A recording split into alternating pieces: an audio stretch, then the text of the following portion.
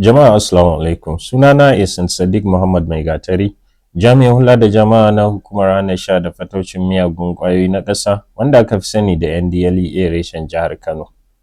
To alhamdulillah, kamar kullum yau ma ga mu ɗauke da wata jarka lita 20 ta mai, amma kamar yadda kuka fara gani cikin wannan jarka ba mai bane a wannan karan. Jami'anmu sun fara zaro wata takardu ga sunan daga ciki. To daga ciki dai ga wata takarda nan da ake warware ta kuma an rubuta tramadol. Wannan da kuke gani jami'anmu reshen shiyar Kiru suka samu nasarar cafke wannan matashi akan hanyarsa ta zuwa daga Lagos ɗauke da wannan jarka a cikin wannan buhu. An tsaurara bincike, an ci gaba da zaro wannan takarda, amma abu ya ƙi ƙarewa.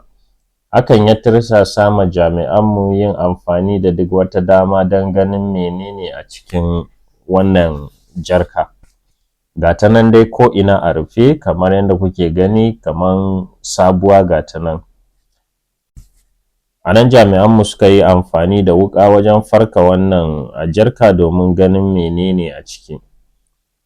Wanda alhamdulillahi, kamar yadda muke faɗa a koda yaushe, da izinin Allah duk wata hanya da mutum zai bi ta ganin ya ɓoye miyagun ƙwayoyi, to insha Allahu jami'anmu za su gano shi. Wannan matashi ya ɗauko wannan ƙwayoyin tramadol ne a cikin wannan jarka.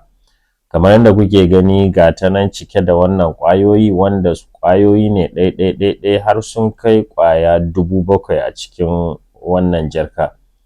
To alhamdulillah, mun samu nasarar cafke shi akan hanyarsa kafin ya shigo da ita wannan gari namu na Kano mai albarka. Kuma babu shakka, da Allah ya sa ya wuce da wannan abubuwa, Allah kaɗai ya san irin illar da zai haifar ma matasanmu. A madadin babban jami'in wannan hukuma a nan Kano, Kwamanda Abubakar Idris Ahmad, muna kira da jan hankali ga duk masu irin wannan sana'a cewa Kano yanzu ba wurin zuwansu ba ne.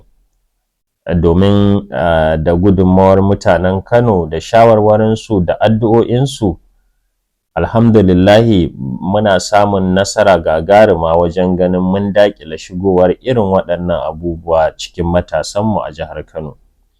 Muna amfani da wannan dama mu ƙara jan hankali da kira ga al'umma da a ci gaba da ba mu haɗin kai, a ci gaba da ba mu bayanan sirri, a kuma ci gaba da ba mu goyon baya, a kuma yi haƙuri a duk lokacin da aka zo shingayen bincikenmu, domin a shingayen bincikenmu ne muke samun mafi yawan irin waɗannan abubuwa.